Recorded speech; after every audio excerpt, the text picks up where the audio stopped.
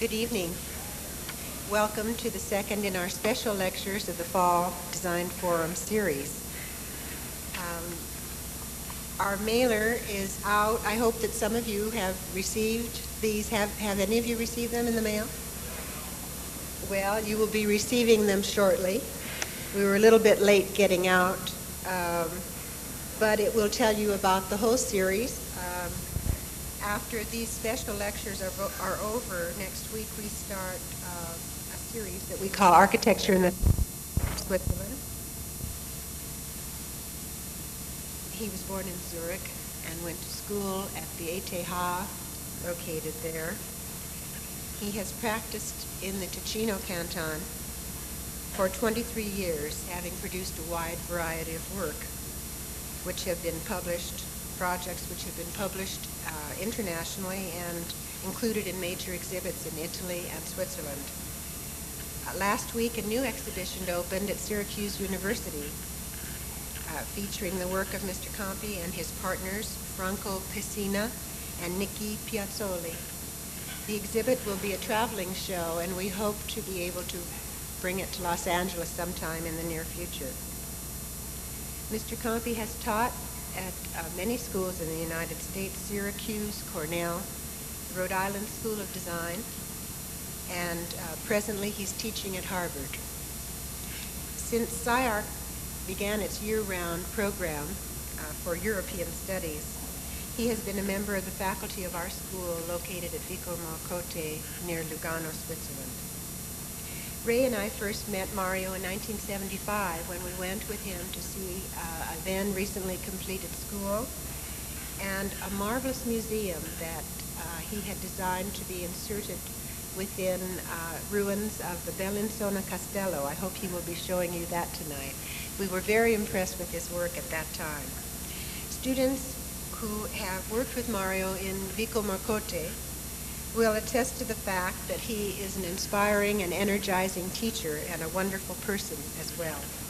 And you will see tonight as he shares his work with us what a fine architect he is. Mario, benvenuto a SCI-Arc Los Angeles. I'm delighted to present to you Mario Campi.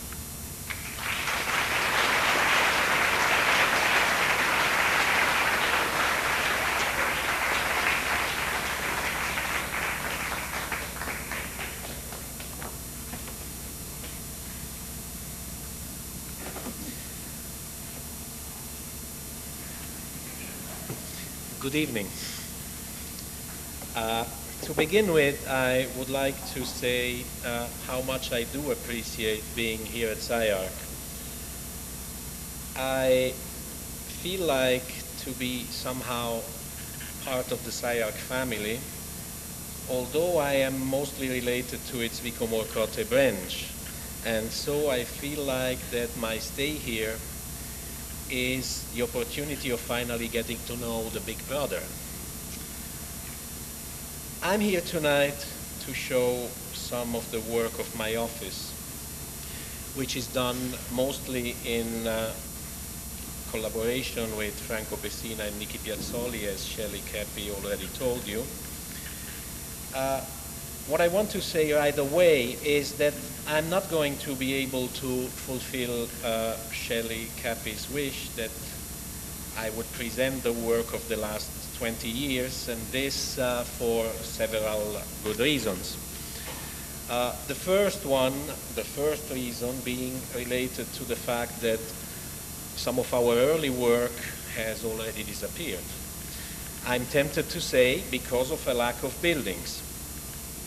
The second reason being related to the fact that I recall in those early years there wasn't the same obsessive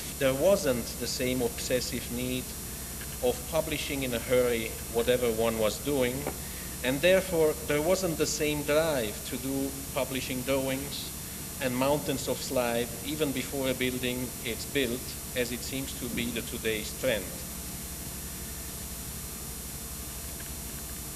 So I would call this second reason somehow a lack of documents. And last but not least, the third reason is relating to the idea that it would sure take much too much time, and that I do not intend to bore you more than it is expected. So it is therefore my intention here to show and discuss briefly some of our designs and buildings, and to try to relate them to a talk on their theoretical foundations. So I will start showing you Casa Filippini, which is a job we have done in 1964. This house is going to be followed by some slides of a school which we did in 1972-73, and by the small museum in the Montebello Castle in Bellinzona. What I would like to do then is to go on and to show some slides and to talk somehow about our most recent work. Oh well, I wanted just to ask to have the first two slides, and here they are. This is Casa Filippini, which is a single family house we did very early when we opened up our practice, Franco Pessina and myself. At that time, Nicky Piazzoli wasn't a partner in the office. He joined our office in 1969, and he left the office about 6 months ago, definitely, because he became a very important person related to the buildings owned by the federal government of Switzerland. This house, which we have done for a painter, actually an important painter at least for what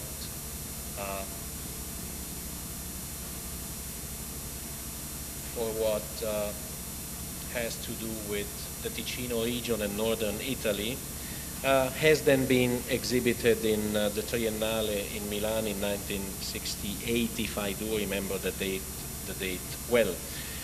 So what I would like to show you is somehow how that house relates to its territory. And I believe that looking to those two plans, you have already a feeling about the fact that the site is a funny site. In fact, it is an old quarry, and that gray spot behind the house shows actually the rocky condition. There is a rock in section which comes down to the house. May I have the next two slides, please? As you can see on the right-hand side slide, one thing which I would like to drop here as a general remark about the logical approach to design which we are used to in my office is that I do believe that each one of our buildings tries to accommodate its surroundings. Sometimes the form of the building comes from a synthetic and positive relation to its environment. At other times, the surroundings exert a pressure that can be felt as a mostly negative quality. But always, the relationship which we try to reach is one of dialogue and dialectic between the given conditions and our will to design an exemplar building. In this case, as you can see, we were dealing with a very long and narrow site which has that incredible section which you can look at on the right-hand side slide.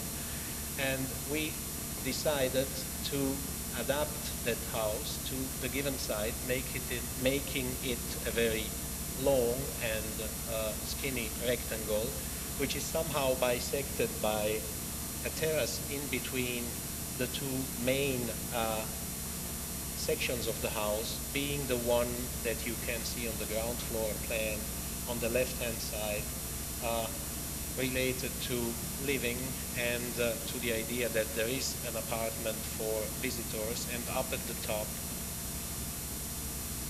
which is the room that you can see on the section, there are the living quarters and the bedrooms for the artist.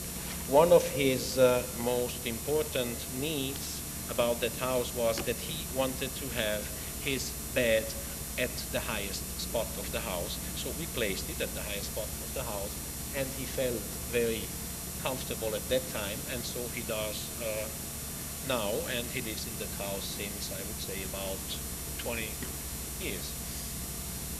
Can I have the next two slides? These two drawings show how the house relates to the site, and given that site and the presence of the whole rock condition of the old quarry, there wasn't any possibility of getting to have a garden in front of the house without thinking to make an artificial garden, which is in this transversal section that piece of dirt which has the number 20, and underneath it there is a big wine cellar which contains one of the most famous collections of wine in Ticino, and that drawing over there shows our design intention in terms of facade. The house has been done with a concrete structure and with prefab concrete panels. May I have the next two, please?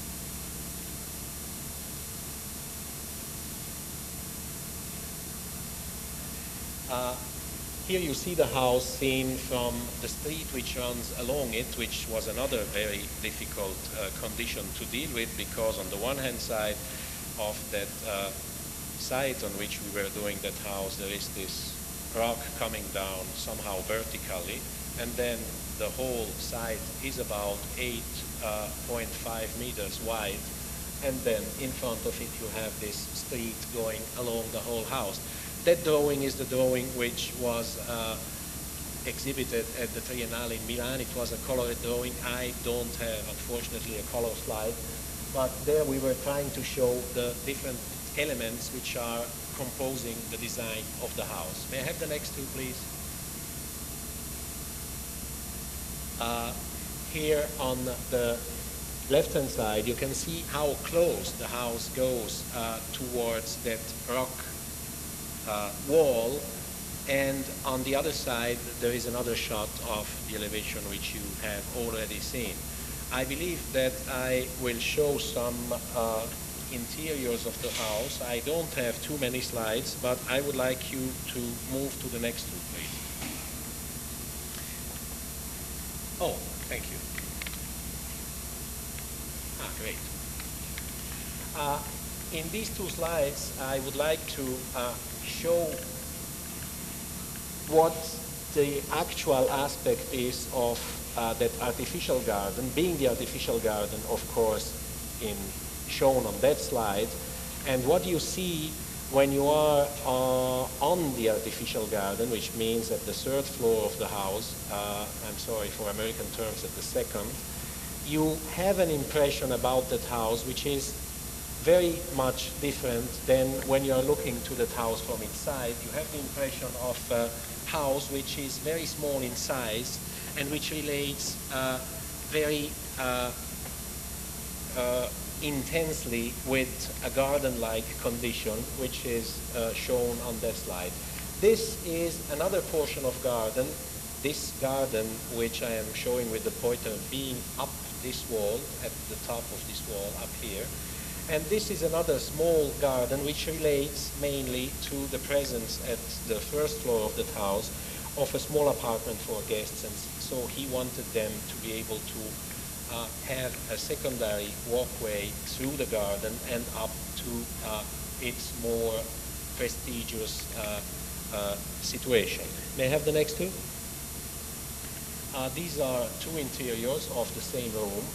This one being The entry is exactly where where the pointer points. You come in through here, and then either you take this walkway by the stair, reaching then what is called his selling room, where he sells painting. He has them stored on a machine which we designed, which is something which works nicely. You can take out panels, and with those panels they have paintings on the two sides, and so he can store there all of his immense production. He's seen from my point of view a much better writer than a painter, but he doesn't want to know about that. This is the stair which leads up to this room, which is the atelier.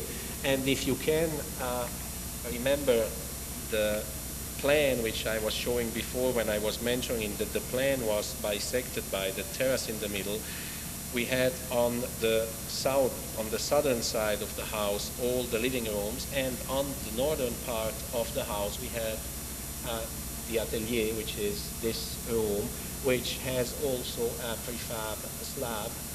And in that house we used something which we didn't use anymore in other buildings, a combination of a concrete structure with wooden panels that you can see running along this parapet and running along this partition. May I have the next two, please?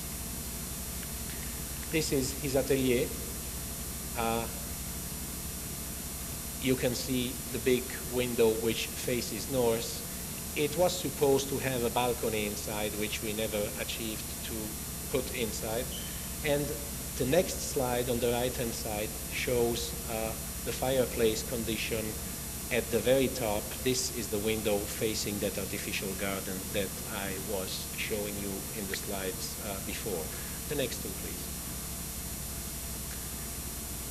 Here you can see that the house doesn't want to relate just to the street on the one hand side, but it wants to relate back to that backdrop, which is that rocky wall, which by now is of course filled up with ivy and other foliage, and so it has a less aggressive attitude than it had when the house was just finished. May I have the next two? Here once again, the walkway. This is that little statue which you probably noticed in the slide of before, and this is the walkway which brings you back into the living quarters. And we wanted to emphasize this walkway and to make it very long, which means that it's not, of course, like it looks like in this slide. It's not going from here up to there, but there is a mirror in here which duplicates and magnifies the length of this approach to the living quarters. And on the right-hand side, out of this window, you look out to that rocky wall. The next one, please. This is a building which we built in 72, 73, and it's a building we got the commission because we won a competition in 1968. The competition was about a level of school which is comparable, I would say, to the level of high school here.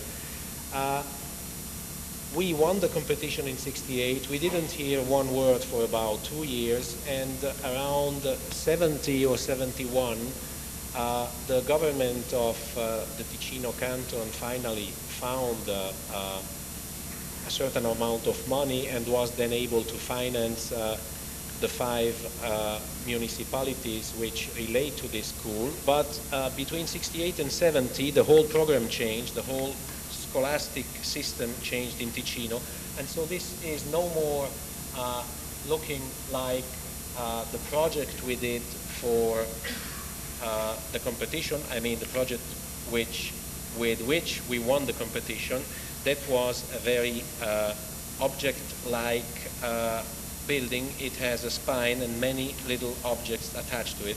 This is a very much more dense building, and as you can see, I believe, easily looking to particularly that slide, it's a building which is organized on 2 floors, and it shows 6 classrooms per floor.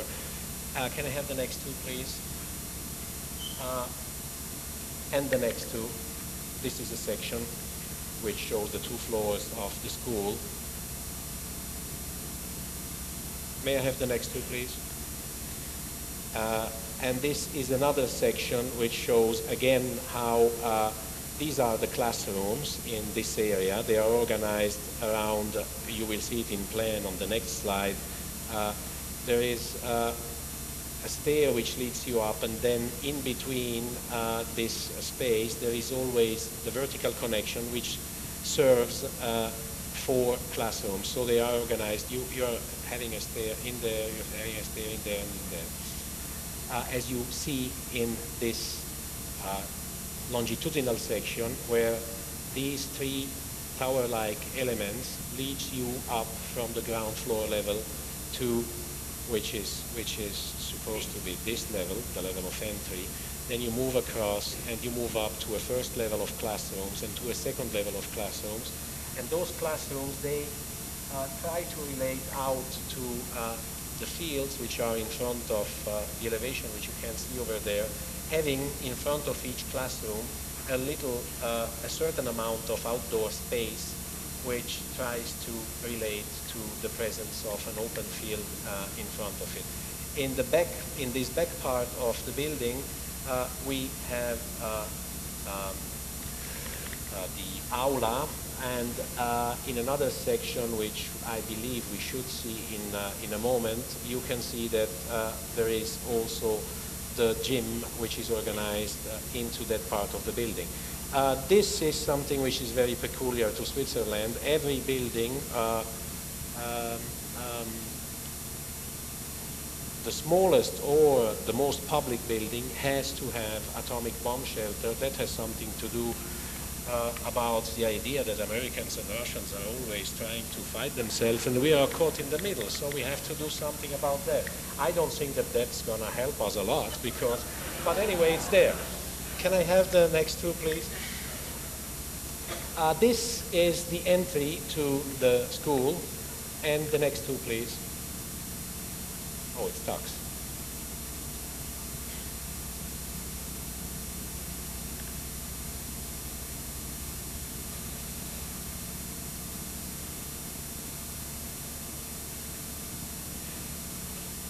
Okay, and on that slide you see the organizational aspect of the school in plan, these rooms being precisely the classrooms, this part being what is called rooms to do some work with your hands. These 3 parts before the classrooms being coat rooms, then along this spine which organizes stairs and restrooms, and then another element which allows another, let's say, layer which allows to reach back into the more public aspect of the building, which contains on the right-hand side the gym, and here the aula, which is used for general meetings in that school. May I have the next 2 slides, please? Once again, the plan of the school, which I believe should be the first floor plan, and here the way of entering the school. May I have the next 2? This shows how the classroom looks like from the inside, and this little outdoor space is that balcony which tries to relate to the outdoor world, which is a very beautiful world because it's the golf course of this southern part of Ticino, and it's one of the most wonderful landscapes we have around the Lugano area. May I have the next two, please? Listen, I believe that if you can, you should move forward with the right-hand side slide. Can I have one more on this side? Okay, here we go. This is the way to approach the classroom. Those are this is the door to enter the classroom, and this is the aspect of the classroom in a particularly hot day around, I believe, mid-June, when Ticino gets to be somehow hot. And I believe that you can see that we are using in this building some of the same elements some of the same constructional elements I'm talking that we were using in the previous building, which was Filippini's house.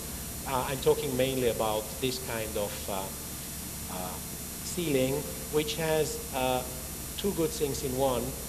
To us, it looks very beautiful, and it's a very good insulating soundproof material, which is called Durisol. May I have the next two?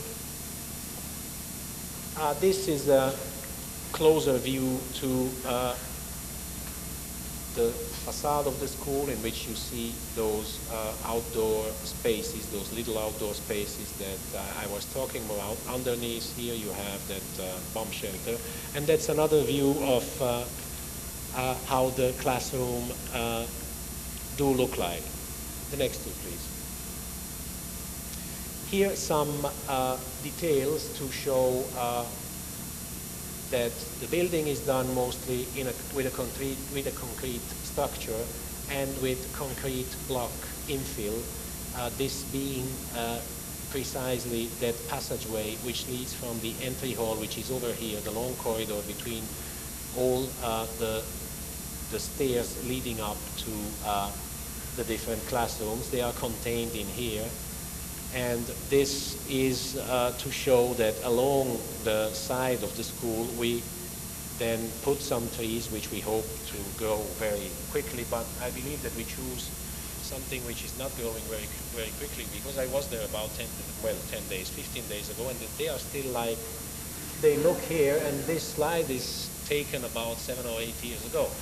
Can I have the next two, please? Here you can see another aspect of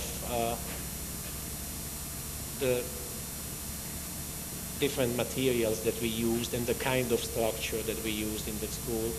And here you can see the way we were trying to solve some corner-like condition, and all of the veneer which is on the concrete at precisely this point is what we call pietra artificiale. It's an artificial stone which has a marble-like quality, but it never gets to the beautiful real quality that marble has in itself. May I have the next two, please? This is a view of the inside of the gym.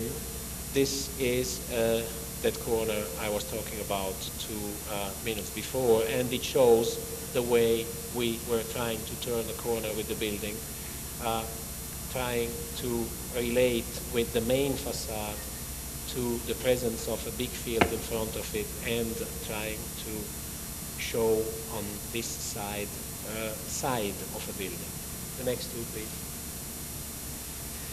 This shows it's a long vista over all those 12 outdoor rooms, and on the right-hand side slide you have another view of the interior of the gym. May I have the next two, please? Oh, this is a panoramic view, I would call it, from the whole complex of the school. And you can see how dense the built fabric of that complex is. Or maybe you won't feel it, and it's a personal attitude that I have, always having in mind how dispersed we were designing the building with which we won the competition. So to me, it's a building which has an incredible amount of density, but maybe that idea that I have still in mind relates to the image I always have in mind, about the design with it. This is another view, I believe, yes, of the inside of the gym. And the next one, please.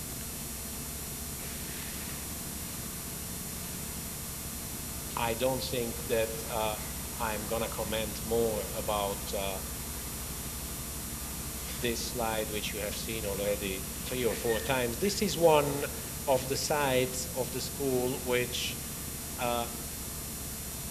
is very little, it has very little openings, because we wanted really to have the main openings on this side and to have a very closed and opaque wall which relates to the side of the building. The next one, please.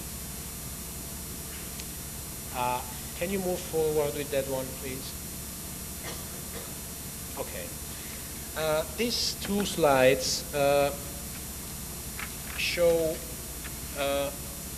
the historical condition of the capital of the Canton of Ticino, which is Bellinzona. And this right-hand side slide is a drawing done by Mayor Jan, and it shows the placement of the 3 different castles which are around and in Bellinzona. This one being the most important castle, this one being Montebello, the castle which we restored, and this one being the 3rd castle of a complex which in the 15th century was one of the most important fortresses of northern Italy. This place, Bellinzona and Ticino, belonging at that time to the Viscontis and then to the Sforzas.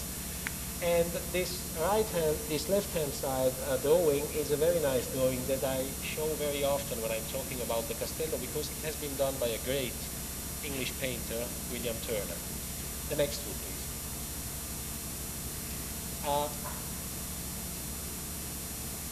So in 1971, my office was asked to set up a design for the restoration of the castle of Montebello, with the purpose to turn it into an archaeological museum. To say the truth, it was somehow a vague aim they had at the beginning, but slow by slow we had a good opportunity of working out a complete program of spaces for the Archaeological Museum in very close collaboration with a very nice and intelligent man, which at that time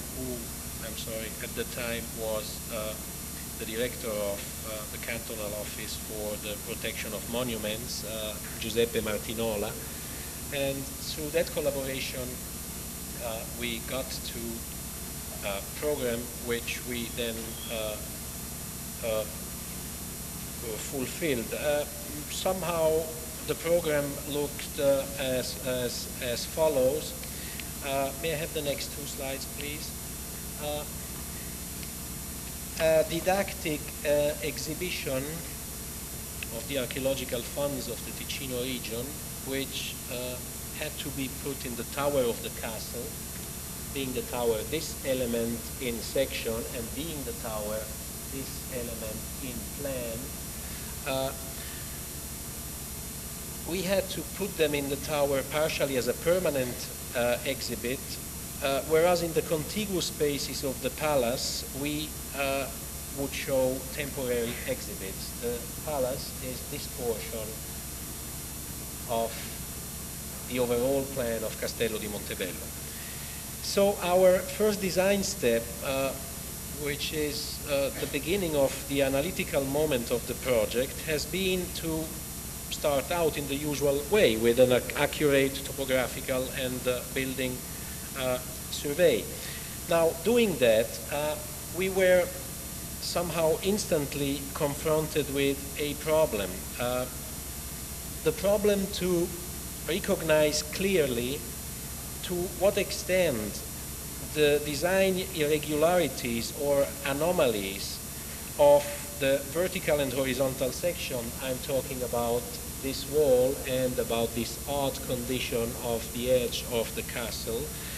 I was saying that to what extent these anomalies, these irregularities may be interpreted as a voluntary act, I mean an act of volition of the builders, or if they are meant to be interpreted, or if they are to be interpreted as adaptations or adjustments to pre-existencies or to topographical actualities.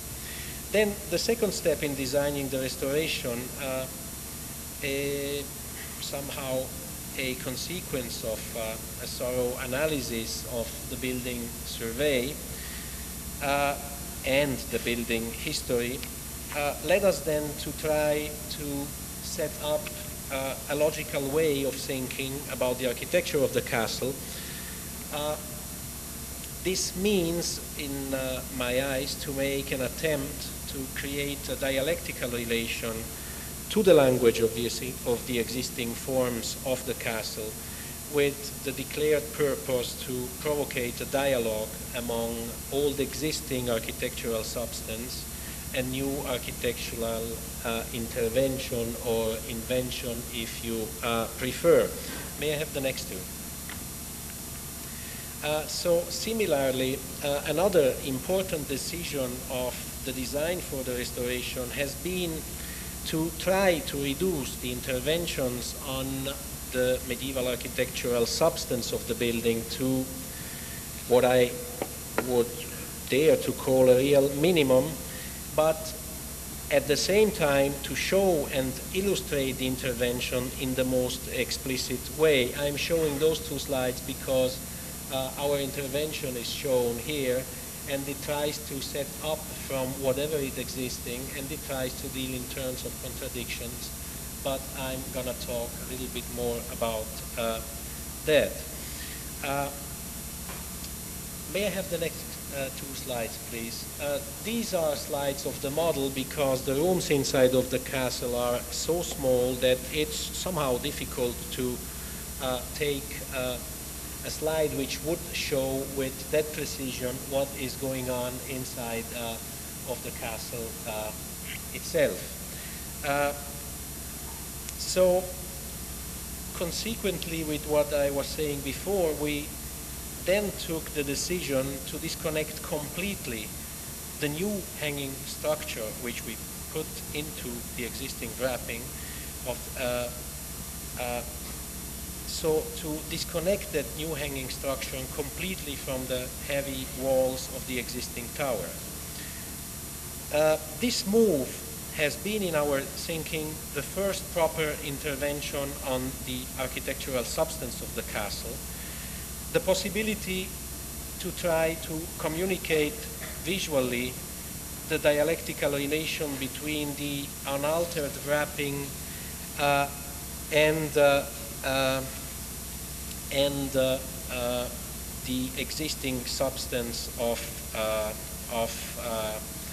the museum with its new spatial contents. At that point of the design, we were somehow convinced to be on the way to overcome what we call the obsolete attitude of a merely historical restoration, which in our thinking leaves so few opportunities to architectural imagination and doesn't believe at all in the possibilities of a substantial and effective integration among old substance and new invention. The drawings made for the design of the restoration began to show step by step, drawing after drawing, the presence of a constancy, I would say, the irreversible tendency to antithesis in formal considerations based on the principle of dialectic, based on a dialogue among the existing structure and the introduced new structure, and it was also showing that this chosen way had the potential to bridge over the distance among old substance and new intervention. The next two, please. This, which is at first sight, I believe, an incomprehensible slide, tries to show how the new structure which we introduced stays away from the existing wall from the very top to the very bottom of the castle. This attempt that we were making could be expressed, I believe, in somehow other words. I believe that in the presence of a primitive structure such as our castle, we shall never know to what exact degree the irregularities of track were due to calculation, to negligent adjustment to what existed before, to topographical irregularities, or to misfortune of the builder. What is certain to us is that their charm partly resides in this very uncertainty, in the conjecture that the appearance of harmless accident may camouflage uncommon, subtle reasons. May I have the next two, please? And the next two. So, to confront these irregularities, this odd geometry which the edge of the old castle shows, we confronted it then with the valuable pure geometry of one of the stereotypes of modern culture, which is the square. And this meant to us to confirm univocally his fruitful uncertainty.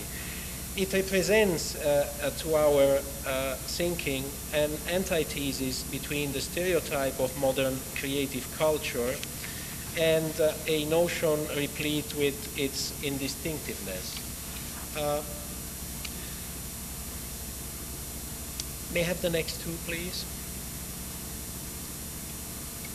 And the next two. Okay.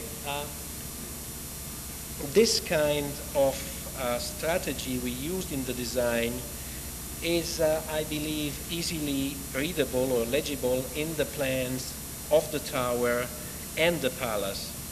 One can see on the one hand the anomalous, irregular, almost fortuitous form of the old walls in the plan of the tower and of the palace. This is the general plan of the castle, this being the tower and this particular building being the palace. These four plans show the different conditions of the tower, beginning at the very bottom, going up with a typical floor, and then ending with the attica floor at the very top. As you can see, there is some amount of transformation already present in the old walls of the tower, which means that the very heavy wall gets to be somehow lighter at the very top, where it shows lots of different openings. Now, this aim of antithesis of dialectical relation is, we think, attained through the dialogue between fortuitousness and geometry. We believe that the use of the square as a repetitive element inside of the polygon of the old walls of the tower produced then some residual surfaces and remaining spaces. For instance, the square being one, second one being here, we have three residual spaces, two of them which are really somehow triangular and odd spaces, and the space in between the two squares, which is a more regular space. We used that space to put the whole circulation in it, and we used the residual surfaces up here and down here to put most of the functional stuff that you need to make a building work, like electrical supply, air conditioning system, and so on. May I have the next two slides? So that residual space is shown in this slide, where you can see the hanging structure of the castle coming down from the very top and having all the slabs attached to it, and this being the shaft of the air conditioning. May I have the next two, please? Well, just go on, it's okay. These two slides show something about how we did the floor slabs. The floor slabs, which sides stay all away from the walls, are this level of half a story. Can I have the next two? Somehow, to avoid a tedious sequence in the vertical section, and thus they allow to enable the space of the tower to be seen as a continuous sequence of space segments. May I have the next two? You can see that when you are on one of the exhibition spaces, this is the floor of it, and this is one of the exhibition showcases, you always see at least 2 or 3 more exhibition spaces, and so you have this kind of feeling of a continuous space, which is somehow then emphasized by the presence of a continuous walkway, which is made out of the stairs going up to the very top of the building. May I have the next two, please? Now, this is the entry part of the palace, and in that entry part, we try to work in terms of antithesis, opposing the form and the material of the new floor slabs to achieve an antithetical attitude to the old materials present there. So we did two things in one, or at least we tried. We tried to use the rigid simple geometry of the concrete slab, contrasting the complexity of forms and materials of the walls and floor of the old entry portico. In an analog way, we worked then on the connection between palace and tower. May I have the next two, please? These are still, this is still a slide. This is the very entry to the castle, and this is the very exit from the tower. The next two, please. And these two slides want to relate the two buildings. I'm talking about the idea that the tower and the palace are connected by an outdoor stairway system, which is shown here. This is a slide taken from the entry of the tower, looking up to the exit of the palace, and this is the opposite way, from the exit to the palace, looking down to the entry of the tower.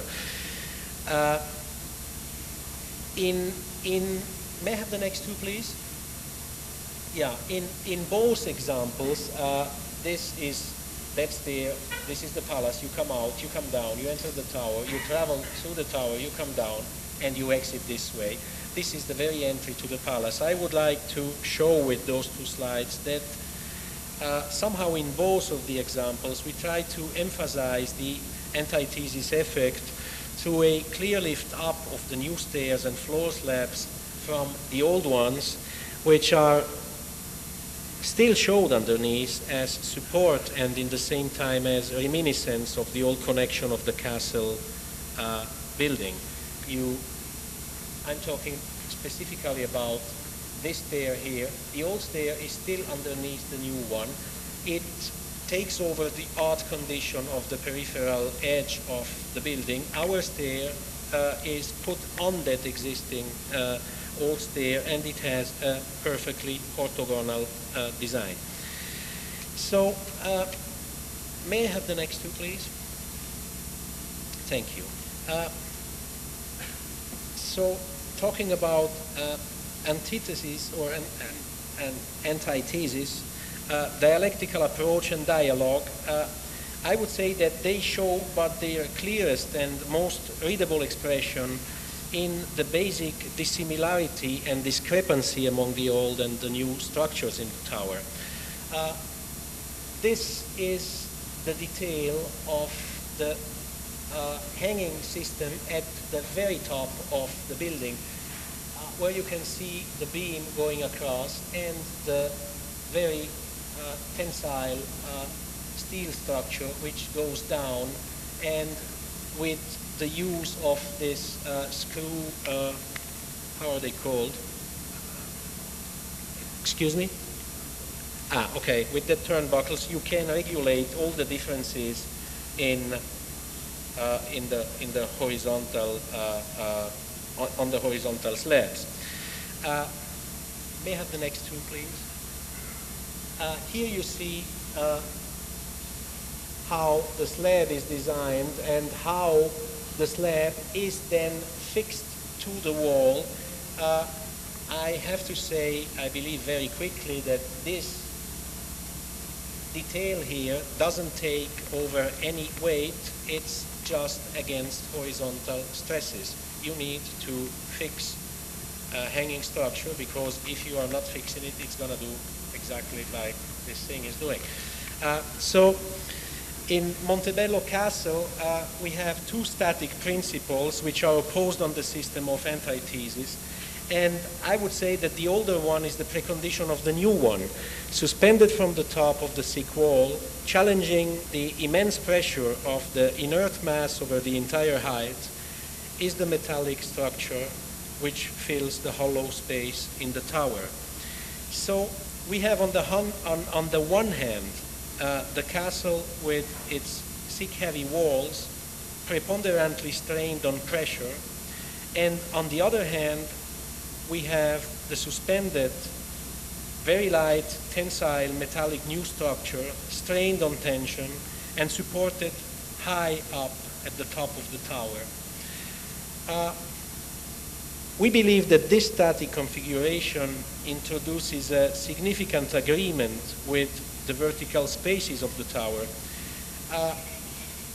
If you would try to describe what's going on between the two static systems, you could say that the static load, which rises from story to story along the slim metal cables and then descends, stressing stone after stone in the wall, is somehow like the exertion of the visitor who, in his way, first breathlessly and then cautiously almost experiences the kinesthetic of ascending and descending the Museum of Montebello. The next two, please.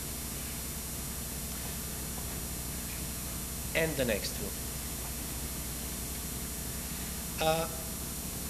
The whole museum is conceived as an unbroken path, somehow a sequence of short runs from one stair landing to the next in a short parenthesis of a single flight. The next two, please. Somehow a small, being the exhibition rooms, a small unequivocal space which we believe imposes rhythm on the ascent. A closer observation reveals that the ascent is articulated in three sections. As you enter the tower, which is, well, the entry was showing on other slides, there is a flight of stair which leads you down to the basement and its foundations. So that last flight of stair, which goes down, is made, as you can see here, step and core of concrete. It is in our intention thus properly differentiate from the rest of the stairs in the tower, which are made of wood. It represents the stair which leads into the earth. The next two, please. Above, where, if you remember the section of the castle, where the Belvedere platform is in view, that spiral staircase, which you can see on this right-hand side slide, tries to summarize the way traveled by the essential form, by the essential formal power of the snail. That last stair is to us the opposite of the stair which leads you down into the earth. It's the stair which leads you up to heaven somehow. May I have the next two? Here you can see it. Can you move one forward on the left-hand side, please? Well, please, no, go back, please. And back. And one more back. And one more back, if I remember well. Okay, now move this one if you can.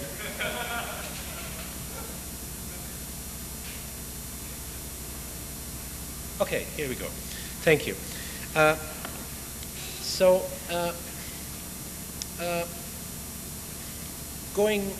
I would like to describe very, very quickly because I don't want to make it too long. But the construction of the 12 hanging stories ensued consistently from, of course, above to below, whereby the square floor slabs are connected one to another by screw cables. I already told you that the anchorages which are visible on the sides and which penetrates the longitudinal walls of the tower serve merely as stiffening elements to take up horizontal stresses. The flight of stairs, which you have seen many times in the slides, are conventional wooden stairs. Something which was interesting is the lighting inside of the castle, which is very dark, not having but very small windows, and they are not windows, but they are defensive windows through which you were used to hit the enemy assaulting the castle. So the lighting of the different exhibit rooms is conceived independently from the existing windows.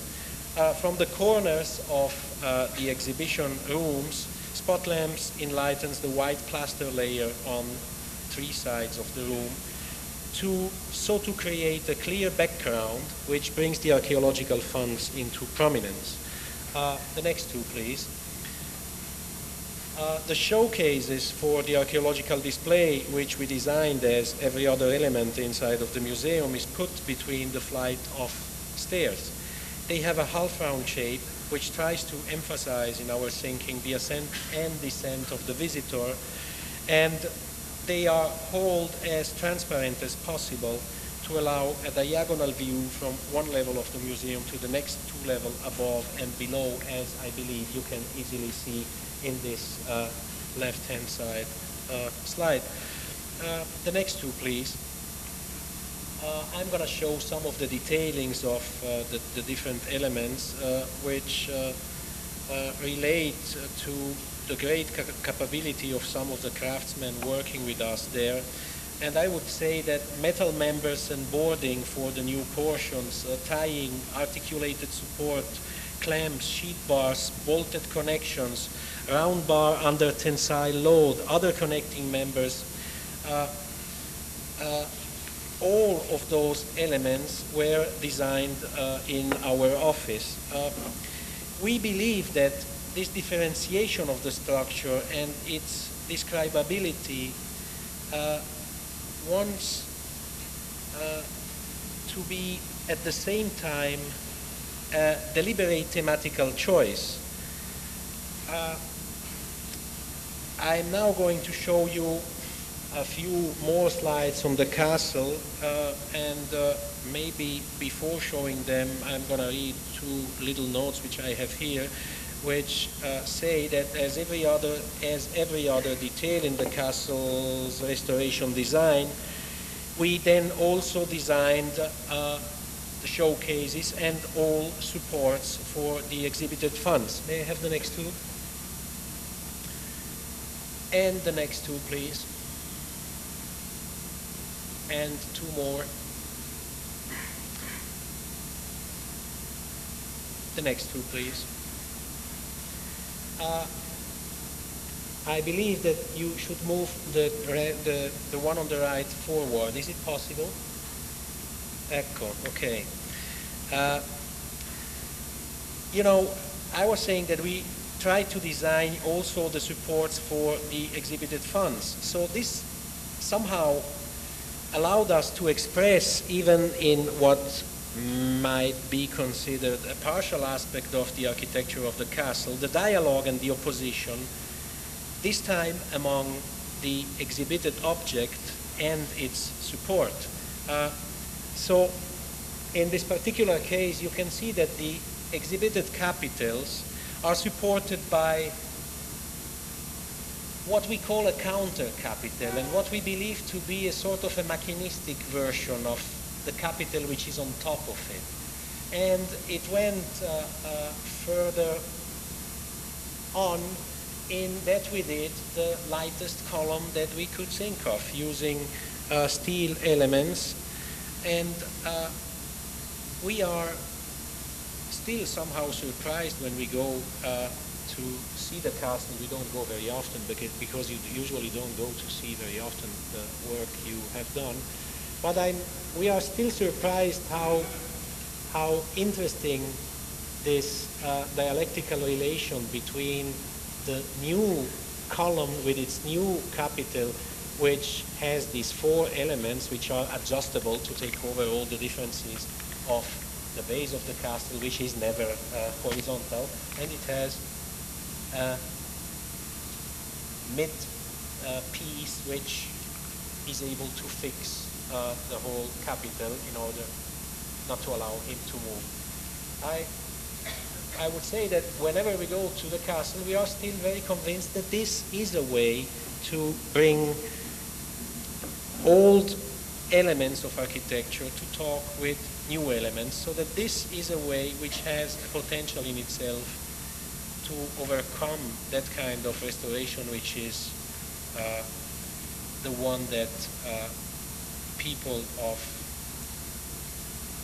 the offices of the protection of the monuments usually want. Now, may I have the next two, please? That's a closer view to the same capital. And the next two, please. You have, I believe, to change carousel. It's going to take a couple of minutes, I believe.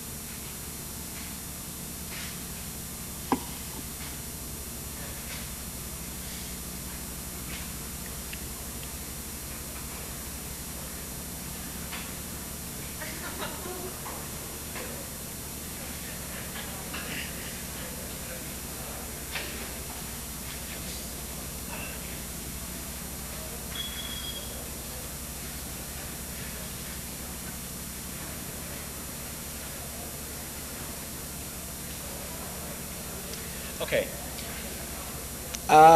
What I'm showing here is one of the latest entries, a competition for an important Swiss bank, Banca del Gottardo in Lugano. I would like here somehow to reiterate what I was saying at the very beginning, as a general remark about the logical approach to design which we are used to. We believe that, as I was saying before, that each one of our buildings should try to accommodate its surroundings, and that sometimes the chosen form of the building comes from what could be called a synthetic and positive relation to its environment, but we are also convinced that at other times the environment, the surroundings, the territory of design is able to exert a pressure that can be felt as having a negative quality. What we always try is to have a relationship of dialogue or dialectic, if you prefer, between the given design conditions and our will to design a good building. In this particular case of the bank competition, we try to deal with, to control and to regulate all of the many different aspects of the given design territory. Are you sure that those are the first two slides?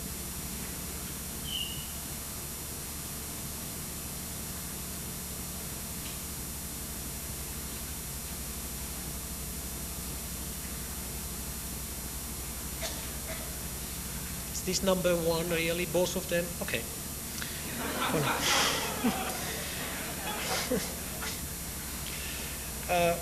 Well, anyway, what I was trying to say is that unlike the winning entry, because we didn't win the competition, unlike the winning entry, which strictly takes over the street alignment, our proposal wants to recognize and feel the presence of the public park which is existing in front of the given competition site. Could you move to the next two?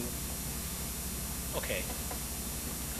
You can see in this axonometric drawing, which is of course a mirror axonometry, which wants to show the front of the building and the back of the building always relating to the same park. What I was trying to say is that it is coming from that line of thought that we choose the half courtyard type, which you can see in the two plans on the right-hand side slide, as what seemed to us to be the appropriate typology, which both ideally and visually commands and registers in the design itself the whole of the design territory, which is to say the given site and the public park in front of it, although the public park wasn't part of the competition area.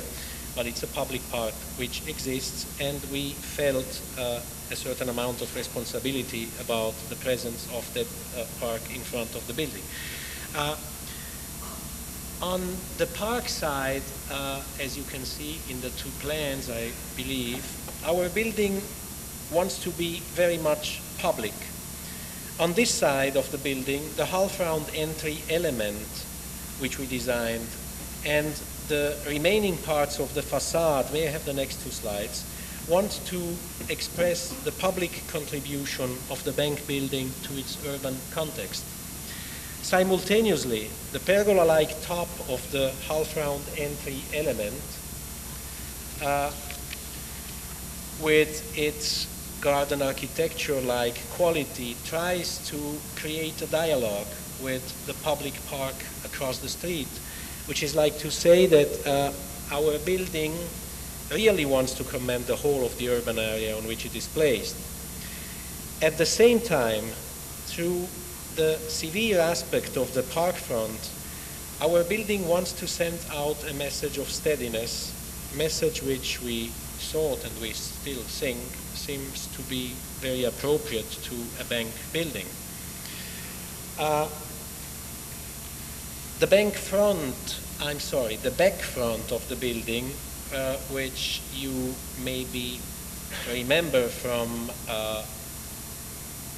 the plan, which was over there a while ago, with its curvilinear ground floor element, wants to be an allusion to the former presence on the competition site of an ancient mill creek, which is now canalized and flows underground. May I have the next two, please?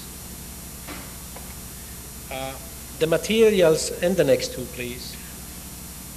The materials we were thinking of in the composition of the facades are polychrome marble, somehow like it is showed on that right-hand side slide.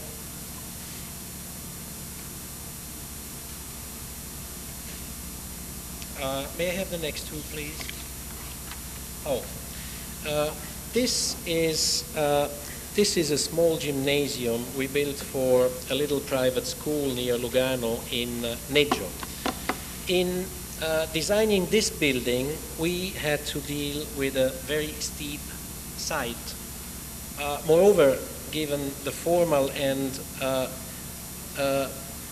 given not the formal, but given the form and the dimension of the site, the only possible siting of the gym volume, which is, as you all know, a pretty much predetermined volume because of laws and normatives.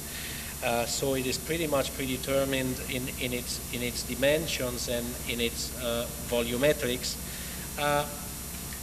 It seemed to us that the only way to place that volume on that side was to place it orthogonally to the slope of the side. May I have the next two? Here you can see the plans of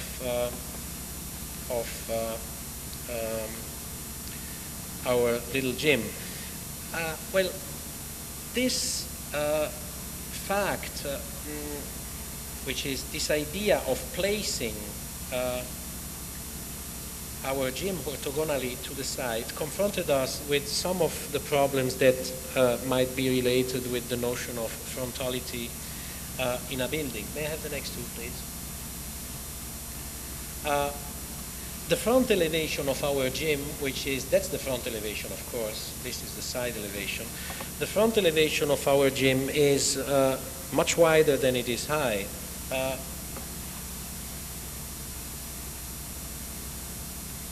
This peculiarity, combined with the idea of a frontal approach to the building, which I'm going to show in the next two slides, I believe, yes, confronted us with what we were feeling as a difficult compositional problem of the front facade. May I have the next two, please? Okay, the front facade is over there. We wanted the front facade to look very much higher than it is wide. Now, given the actual condition that it is very much wider than it is high, this brought us to the idea of what could be called a stretching of the facade. So we organized the main openings in the facade itself into a triangular composition having its vertice, how do you call it, well, vertex up there and the two other corners down here.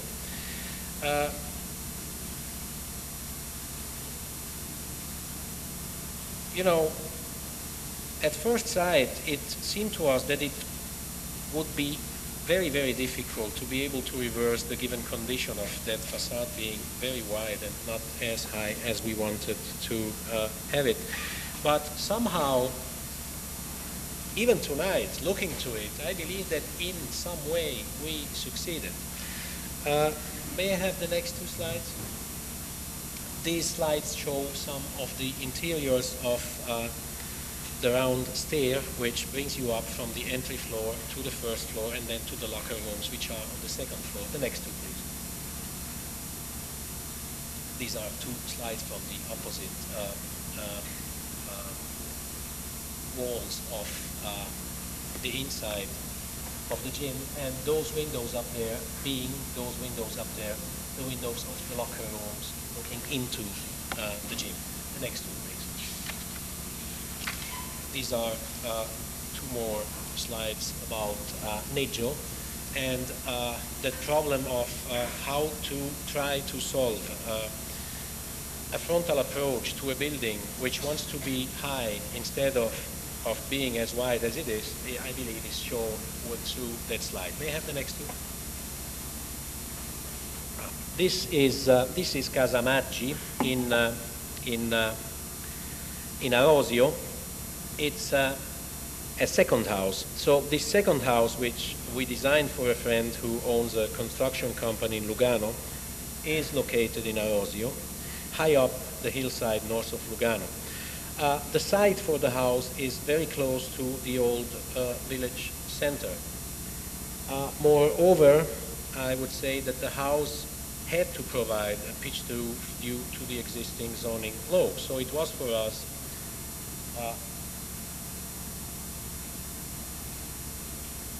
a way to deal finally with a pitched roof. All these facts led us to seize the opportunity of researching and experimenting on how to deal with the historical context of a small village. May I have the next two, please? So this being essentially a second house, thus meant to be for vacations, it shows a very simple plan although the space treatment of the middle part of the house has been given some special attention, as I believe you can see from the ground floor drawing. You enter through this portico-like condition. This is the very entry door. This is the kitchen, and then you enter in this space here, which is where you eat, and this is the living. Over there, which is the slide showing the first floor or second floor in America, you can see 1, 2, 3 rooms and 2 more rooms and a whole arrangement of bathrooms and restrooms and closets and whatever you need to make a building work. May I have the next two? These two slides show, one shows the section and it shows the double height space to which we gave some special attention, and this is one of the working drawings showing the entryway to the house. The next two, please. So in our thinking, this job, this work, represents an effort to incorporate some of the qualities of local rural architecture already present in the area. The next two, please. The house is sited, so to say, on the precise axis of the church of the village. This fact and the fact that the two buildings emerge as volumes from the existing fabric of the village causes them to dialogue, to have a relation, although they are relatively apart. Consequently, we tried to emphasize this correspondence between buildings, this sort of talk between the two emerging elements of the village fabric, superimposing to the facade on the end of the building towards the village a facade reminiscent of a classical facade using podium, columns, and pediment in as highly simplified geometric forms as we could think of. Now, in the village, the rumor is that instead of having one church, they have two. So I don't know what to say, but the house looks like it is here. May I have the next two? These slides are showing some details that we were doing along the south front, where we are using a balcony which is also reminiscent of the balconies which are present all over Lombardia, and being Ticino a piece, although a piece being in Switzerland of Lombardia, this is an attempt to somehow redesign in more modern terms the idea of that kind of balcony. The next two, please.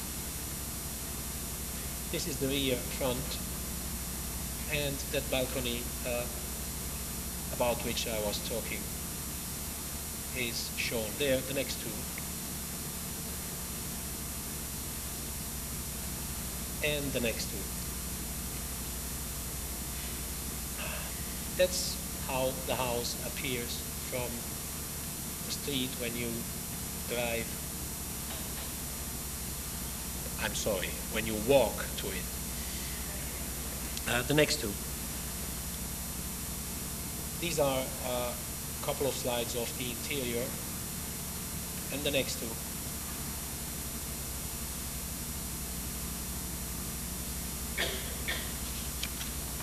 Can I have the next two?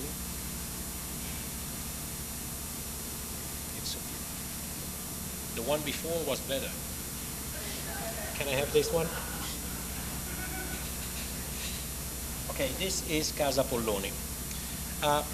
If you remember, and it's going to be the third time, at the beginning of this talk, I say that each of our buildings and so on tries to... You got it? Okay. Well, I would say that if you remember well, I was saying that somehow you can have a negative pressure which is exerted by the surroundings. Well, this is precisely the case of Casa Bonnie in Origlio near Lugano. That drawing over there shows the different pieces with which we were composing the house. This shows the main carved out space about in the middle of the building, which harbors the entry, a terrace up here, and so on. May I have the next two? Okay. So the street running along the site, although it is not a very busy street, represents nevertheless an element connotated with lots of negative aspects, and I believe that Shelly and Ray, having been there, could testify about that. These negative aspects are mainly due to the fact of the poor architectural quality of the buildings flanking the street, and also due to their poor and unintelligent siting on the territory. I have the next two.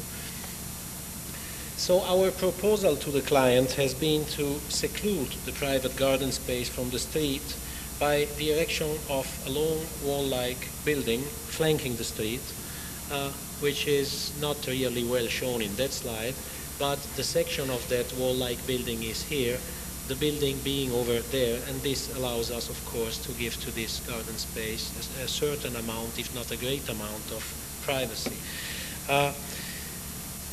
So to allow, as I was saying, the garden and the house a certain amount of privacy, which is one, we believe, of the basic for pleasant life in the countryside. May I have the next two? This and the next two, please. That's that long wall we were talking about before. The house at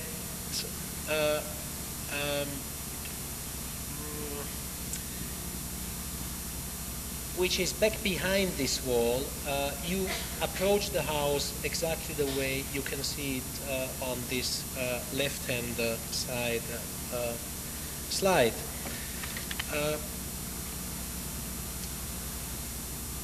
It seems to me that having done the effort of putting that wall along the street, the garden really gains a very private quality. It becomes sort of a quiet and calm space for all domestic outdoor activities. May I have the next two, please? I believe that over there should be another plan. Can you try to move forward over? No, I'm sorry. Yes, now move the right-hand side slide, please. Okay. The house itself has a very simple plan, as you can see, I believe. It's a stretched rectangle, bisected somehow at its center by the vertical circulation system. So, to allow the functional distribution of the room at the two far ends of the plan. Specifically, at the ground floor, this is not a living because the owner of the house is a great cook. She has one of the best restaurants in the area, and she wanted to have a long, great kitchen with a big dining. And this is the living, which is finally a TV room with two little studies and a little bathroom over there. At the first floor plan, you can see the parents' bedrooms, 1 and 1, 2, with the private bath and closets, and at the other end, the 2 rooms for their children, a study room and another bathroom, and this being a little double height space. So, having decided to split that plan the way we did it, we consequently decided then to show this in the main elevation of the house. May I have the next two, please? So the main elevation of the house shows a huge opening on which we worked in compositional terms using, once again, one of the utmost stereotypes of modern culture, the square, and its subsequent subdivisions. May I have the next two, please? And the next two.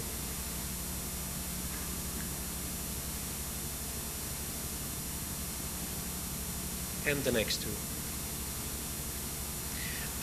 The garden between house and wall has been designed keeping in mind the models of classical gardens, although it is reduced to absolute minimalia. But we still believe that if those trees that we planted there are going to grow, the quality of the garden is going to be somehow very nice in a couple of years. You can see some of those little cypresses in this photograph at the very end when you walk towards the building. I have the next two. These are slides showing some of the interior. I would like to point on the marble floor which we designed, that's a somehow very cheap marble, which is Roman travertine. And here we wanted to have the projection of this half-round, it's not really half-round, but it's slightly curved element on the floor. And so through the use of two different types of travertine, we reached what we wanted to have, and it looks like a very nice carpet done in marble. Can I have the next, do you see it over there? Can I have the next one, please? This is a slide which is taken from the children's study room looking across to the parent bedrooms and the terrace. And here there is this double height space which is controlled by the half-round element. The next two, please. This is the terrace of the parent's bedroom, and the next two.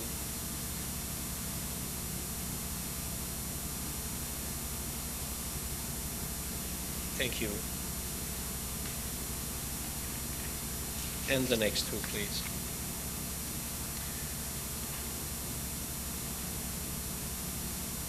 Once again, the compositional aspect of the facade. Okay, it's perfect. Just move on.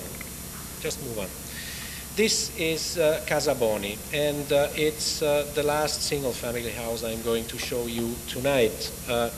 About this particular house, I would like to enter some other aspects of the theoretical construction of a design.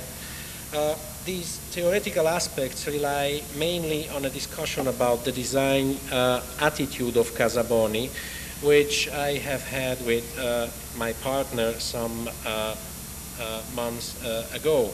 As a matter of fact, my considerations are going to deal mainly with the shaping, the forming, the modeling of facade in architecture, though specifically with the relation inside-outside and the problem of the mask of a building. The next two, please.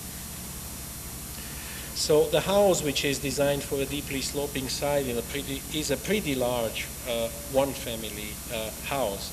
The next two, please. It somehow literally sits on a marble wall base which follows the street alignment. The wall contains, the next two please, the entry to the house, the garage, and the apartments, and the apartment of the caretaker. May I have the next two please? So the programmatic requirements were somehow complex.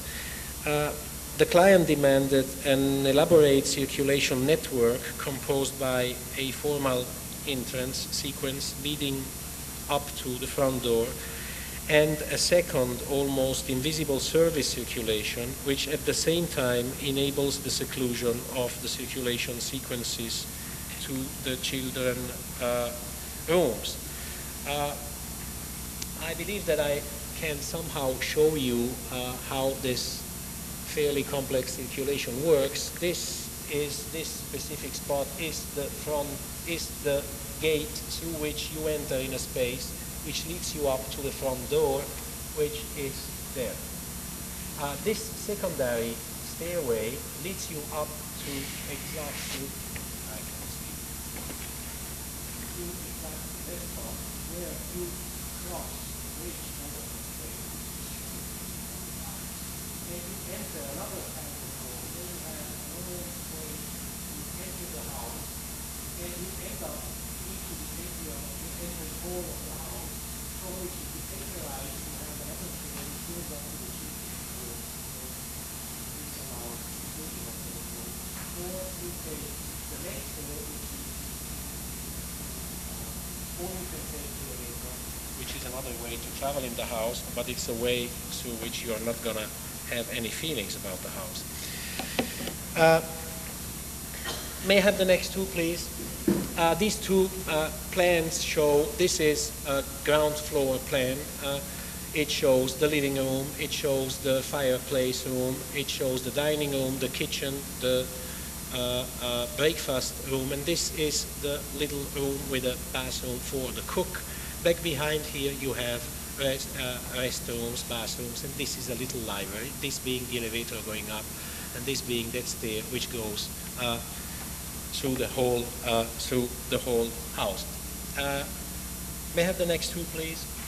And these two plans, I mean, this precise plan shows the way of reaching the roof of the house, and in section you can see how the house is sectionally organized. The next two, please. The facade entry, which is exactly this element here, is placed absolutely centric to the house and relates to the remaining two circulation sequences.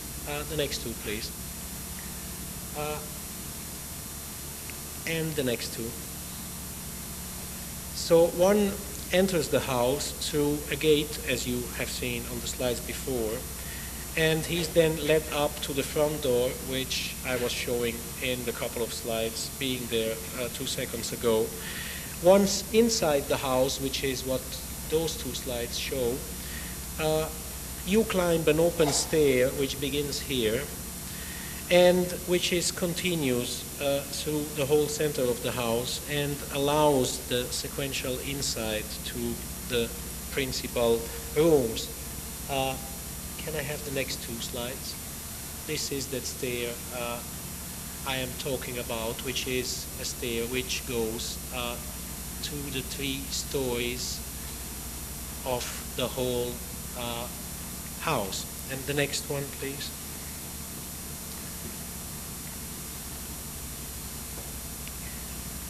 So you climb along this stair, and the next, please.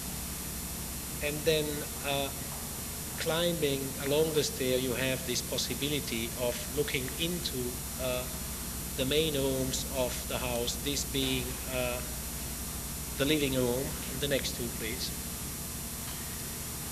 And you have some sort of very nice experiences about possible transparencies. And finally, you are then led up to the roof terrace, which is somehow the terminal of this sequential ascent. Can I ask you for a favor? I believe that this left slide is wrong. Either you are one ahead or one behind. Can you try to change this one? No, the left one. This one.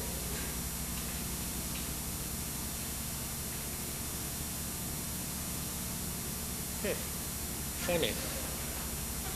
Huh?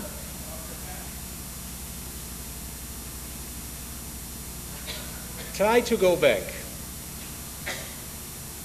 Again. No, stay where you were, okay? Move this one forward, please. Okay? Thank you. And now, can I have the next two? Okay. The architectural strategy of the design is somehow established in plan and elevation through a series of centerings and recenterings of many local axes, each of which are related to the main axis of the house. These centerings and recenterings enabled us to dissolve and at the same time to recapture the axial system in the facade. More specifically, it's the screen-like frontal surface of the main elevation, which is the field of intervention. It expresses, seen from our point of view, an ambiguous property by appearing as a reminiscence of the structural grid of the house on the one hand, and as a cut-off wall on the other hand. May I have the next two, please? The front is subdivided like that slide over there shows into 7 equal intervals, which try to manifest themselves in the roof terrace by the intervals of the railing and through the opening of the roof terrace front. May I have the next two? The gridded front has a huge opening which we obtained by the removal of 3 of the 7 bays in the horizontal and 2 bays in the vertical. You can see that huge opening over there, taking over the place which was occupied before ideally by the 3 double bays. The intention is to manifest the presence of the 2-story high living room behind it and to fix it as an element of local symmetry in the whole of the composition. Thus, the beam, exactly this beam over this opening is deeper and higher as the remaining beams of the house. It wants to refer to itself and not to static in order to emphasize the void gained in the elevation. May I have the next two? The columnar system of the living room, which is inserted into this void, shows round columns and has a grid which is slightly different from the one of the front grid. In fact, it is slightly narrower. This structure of the living room stands in a symmetrical relation to the void of the facade, and it's pushed back from it. Thus, these 8 round columns clearly define, or try at least to define, a room into or a room within a room. May I have the next two? That room is then placed between the front wall and the very dense, deep wall behind it, which is supposed to be back there, and which harbors all kind of services. May I have the next two, please? So, through similar ways of recenterings, which we used inside of the house, for instance, at the very end of the open stair, if I can have the next 2 slides, and the next 2, please. Can I have the next 2? Okay. At the very end, I was saying, of that open stair, which is the spot where one reaches the roof terrace, we introduced the half-round skylight, which is that element which you can see up there, which wants to manifest itself as a recentering element working against the asymmetrical position of the stair in the stairwell, and thus recentering the stairwell volume on the main axis of the house. Each of these design decisions have compositional consequences in the design process. In this case, it produced a symmetry in the front facade. The next 2, please. In order to recenter the house, which means to our understanding to reconduct the composition of the facade as a whole to its main axis, we then introduced a glass block screen, aligning it with the central axis of the house and thus declaring it as the true axis of the whole composition.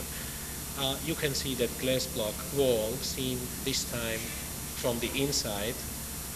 You had the opportunity to see it on other slides from the outside. The next 2, please.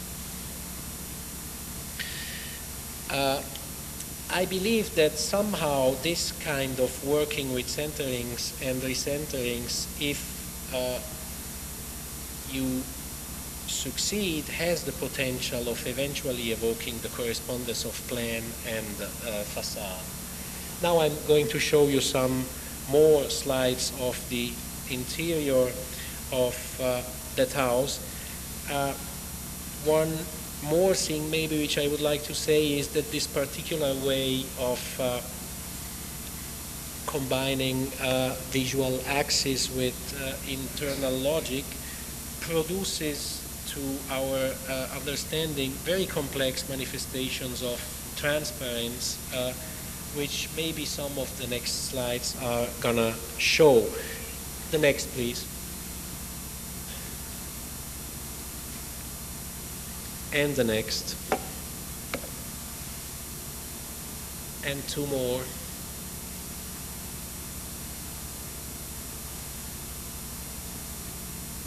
The next two, please. The next two.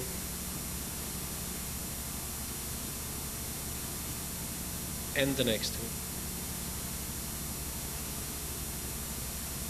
The next two.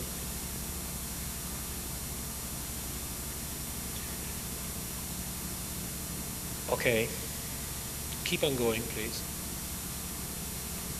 Okay, could you stop for just a second? This is that fireplace room which I showed you in plan at the beginning, and I would like to show you that we have some preferences for the square, because what we are trying to do here is to work on a fireplace, on designing it using a square, insert in a square, which is meant to be insert in another square, and so on. Two more slides about the tiles. May I have the next one? This is, believe me or not, the last work I'm going to show you tonight. And it is a very small flower shop which we did about a year ago. It's a remodeling. This right-hand side slide is meant to make people feel how beautiful Lugano is, and so maybe they are gonna decide to come to Pico Morcote. Our topic is out there. This is anyway my job, and now I would like to have two more slides. This is a remodeling, and it represents to us the effort to magnify and geometrize an existing irregular room inside of a historical building in the center of Lugano. The next two, please. In doing this, we made use of what we are used to call excellent materials, like steel, mirror, marble, and glass. All materials whose intrinsic characteristics are related, I would say, to different means of reflection. Although the design is based on the logics of reflection, this way of designing and actualizing the building produces an impressive amount of magnifying phenomena, but it expresses also some surprisingly and somehow unexpected surreal effects. The next two slides. And the next two, please. And I believe that's it. Thank you very much for your patience.